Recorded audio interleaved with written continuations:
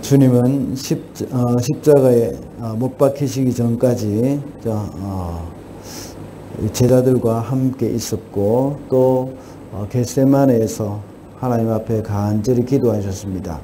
또한 기도하신 대로 하나님 아버지의 뜻에 순종했다고 말씀드렸습니다. 그래서 하늘의 권능을 가지고 자신의 대적들을 물리치지 않으시고 순순히 사람들에게 잡혀가셨습니다. 이러한 주님의 기도를 우리도 본받아야 한다고 했습니다. 오늘은 예수께서 잡히셔서 재판을 받는 동안에 베드로가 예수님을 3번이나 부인하는 장면이 나옵니다. 베드로는 예수께서 잡혀가는 그 뒤를 멀찍이 따라갔다고 말씀하고 있습니다. 왜 바짝 따라가지 않고 멀찍이 따라갔을까요? 여차하면 도망하기 위해서일 것입니다. 그리고 자기도 예수님께 속해 있던 사람이라 하는 것을 표시를 내지 않으려고 하는 마음도 있었을 것입니다. 사실 그런 마음가짐은 세상을 살아가는 삶 가운데서도 그리 좋은 것은 아닐 것입니다. 그런데 주님을 따라가는 일에 있어서 더욱더 이 멀찍이 따라가서는 안 된다는 것입니다. 그래서 오늘은 멀찍이 따를 때 일어나는 일이라는 제목으로 우리가 베드로처럼 멀찍이 주를 쫓을 때 어떤 일이 일어나게 될지 살펴보도록 하겠습니다. 첫째로 주님을 멀찍이 따를 때에 복음의 구경꾼이 됩니다.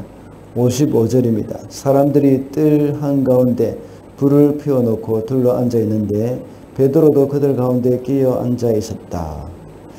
오늘 본문에서 사람들이 뜰 한가운데 불을 피워놓고 둘러앉아 있었다고 했는데 그 이유가 뭐겠습니까? 예수님의 재판이 어떻게 되는지 보기 위한 것입니다. 하나님이 보내신 선지자라고 하는 이 사람들이 이 사람을 제사장들이 대제사장과 그리고 또 율법학자들이 어떻게 재판하는지 한번 보고자 하는 마음이었을 것입니다. 그들은 모두 구경꾼입니다. 베드로가 그들 가운데 끼어 앉아 있었다고 말씀하고 있는데 그들과 함께 앉아 있다는 것도 역시 구경꾼 중에 한 사람이 되었다는 말씀입니다. 실제로 오늘 본문과 같은 사건을 기록해 놓은 마태복음 26장 58절의 말씀을 보면 베드로가 그 결말을 보려고 안에 들어가 하인들과 함께 앉아 있었다고 말씀하고 있습니다. 예수님을 따라다니던 제자 중에 수제자라고 할 수 있는 베드로는 구경꾼이 되어서는 안 됩니다. 조금 전까지만 해도 죽는 데까지도 함께 가겠다고 호언장담을 했던 베드로입니다. 그렇다면 이렇게 구경꾼의 자세로 앉아 있어서는 안 됩니다. 주님의 일이 나의 일이 되어야 합니다. 그리고 주님과 베드로가 한 몸이어야 하고 주님의 그 재판이 자신의 재판이 되어야 한다는 겁니다. 그리고 주님이 당하신 고통이 자신의 고통이 되어야 하는 겁니다. 그러나 베드로는 멀찍이 따라와서 이렇게 구경꾼의 입장에서 그 재판을 보고 있는 것입니다. 우리가 신앙생활을 하는 중에도 많은 사람들이 구경꾼으로 있습니다.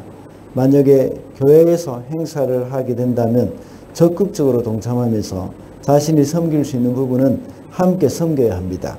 그리고 시간을 내서 희생하면서 나의 일처럼 뛰어들어야 하는 겁니다. 그런데 멀찍이 따르는 사람들은 그저 구경만 하고 있는 사람들입니다. 이런 사람들은 또 비판을 잘 합니다. 비판을 하면서 열심히 봉사하는 사람들의 그 마음을 막 흔들어 놓기도 합니다. 그리고 결국은 교회 공동체를 참 힘들게 만드는 일들을 하는 사람들입니다. 성도는 우리 주님만 꼭 붙들고 따라가야 하고 구경꾼이 아닌 구경거리가 되어야 합니다. 구경꾼이 되기를 원합니까? 아니면 구경거리가 되기를 원하십니까? 세상 사람들은 복음으로 사는 사람들을 지켜봅니다. 때로는 주님과 같이 고난 가운데 있을 때도 우리를 구경거리로 삼고 지켜봅니다. 그리고 우리가 복음으로 이 세상을 어떻게 변화시켜가고 어떻게 이 땅에서 빛으로 그리고 소금으로 살아가고 있는지를 지켜보는 사람들입니다. 그러므로 우리는 주님과 함께 고난도 받으면서 주님과 함께 복음을 위해서 힘쓰고 헌신하는 그런 사람들이 되어야 한다는 겁니다.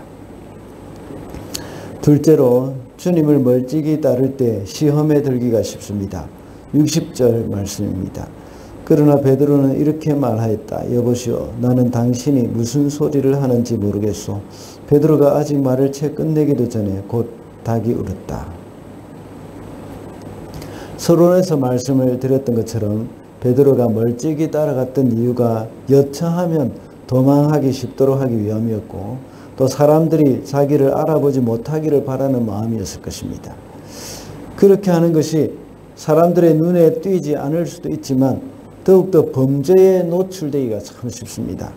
결국 베드로는 예수님을 모른다고 3번이나 부인하게 되었습니다. 만약 베드로가 주님과 함께 거기에 들어갔다면, 재판 자리에 있었다면 어떻게 되었을까요? 나중에 그는 어떻게 될지는 알 수는 없지만 잡혀가는 주님과 함께 있다는 그 자체로 주님의 제자임을 알리는 것과 마찬가지입니다. 그러면 당연히 사람들은 베드로에게 물을 필요도 없고 베드로도 역시 나는 모르는 사람이라고 부인할 필요도 없는 겁니다. 다만 멀찍이 따라갔기 때문에 생기게 된 일입니다. 이런 태도는 언제든지 시험과 유혹에 넘어갈 준비가 되어 있는 상태라고 할 수 있습니다. 우리는 하나님 앞에 이 하나님의 말씀대로 살아가고 어떤 손해를 보거나 어떤 어려움을 당하더라도 하나님의 말씀대로 살겠다. 또 내가 서로 이웃을 사랑하고 이웃에게 선을 베풀겠다 하는 그런 마음으로 살아가는 사람들은 세상 사람들이 볼 때에 너희가 내 제자인 줄 알리라. 예수께서 그렇게 말씀하셨습니다. 우리가 이렇게 차지도 않고 덥지도 않은 채 신앙생활을 할 때에 사탄의 시험에 들기가 아주 쉽습니다. 사탄은 그리 크게 노력할 필요 없이 우리를 넘어뜨릴 수 있습니다. 죄의 달콤한 유혹은 이런 미지근한 태도에서 너무나도 쉽게 넘어지고 마는 것입니다. 우리가 잘 아는 박쥐 이야기가 있지 않습니까? 언제든지 날짐승이 될 수도 있고 언제든지 길짐승이 될 수도 있습니다. 우리 신앙생활에서도 역시 멀찍이 따라가는 신앙은 한쪽 발은 세상에 한쪽 발은 교회에 들여놓는 것과 마찬가지입니다. 여차하면 세상으로 갈 수도 있고 그렇다는 것입니다. 그럴 때 우리는 더욱더 시험에 들기가 쉽다는 것을 우리는 기억을 해야겠습니다. 마지막으로 주님을 멀찍이 따를 때에 영광의 자리에서 멀어지게 됩니다. 69절입니다. 그러나 이제부터 인자는 전능하신 하나님의 오른쪽에 앉게 될 것이요. 대제사장의 이 질문에 예수께서는 방금 읽은 69절의 말씀과 같이 대답을 하셨습니다. 주님이 장차 영광의 자리에 앉게 될 것이라고 말씀하십니다. 만약 주님을 따르는 그런 자라면 주님이 받게 될 영광에 함께 참여하게 될 것입니다. 주님이 영광의 자리에 앉게 될 때 그 주님을 따르는 자도 함께 그 자리에 앉을 것입니다. 그러나 멀찍이 따라가는 사람은 주님의 영광에서 멀어질 것은 당연한 일입니다. 주님과 함께 고난받는 자는 주님과 함께 영광을 누릴 수 있습니다.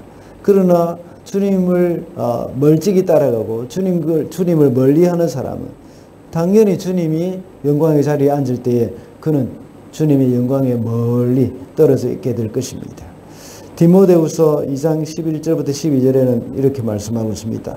미쁘다 이 말이여 우리가 주와 함께 죽으면 또한 함께 살 것이요 참으면 또한 함께 왕노릇할 것이요 우리가 주를 부인하면 주도 우리를 부인하실 것이라.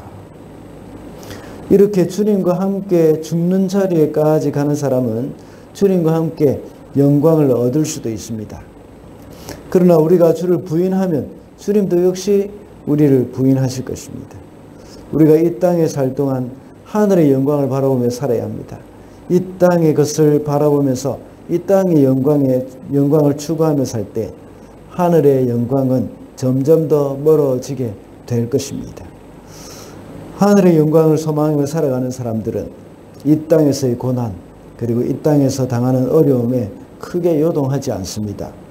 주님이 다시 오실 그때에 우리를 위로해 주시고 상을 베푸실 것이기 때문입니다. 그것을 우리는 또 소망을 하고 있고 바라보고 있습니다. 그래서 오히려 주님 때문에 당하는 그 어려움이나 하나님 나라를 위해서 헌신하는 것 때문에 당하는 그 불이익을 자랑스럽게 여기게 됩니다. 장차 주님과 함께 받을 영광을 바라보면서 살아가는 저와 여러분이 되시기를 바랍니다. 말씀을 맺겠습니다. 오늘은 멀찍이 따를 때 일어나는 일이라는 제목으로 말씀을 살펴봤습니다. 주님을 멀찍이 따를 때 복음의 구경꾼이 되고 또 시험에 들기 쉽다고 했습니다. 그리고 주님을 멀찍이 따를 때에 영광의 자리에서 역시 멀어지게 된다고 했습니다.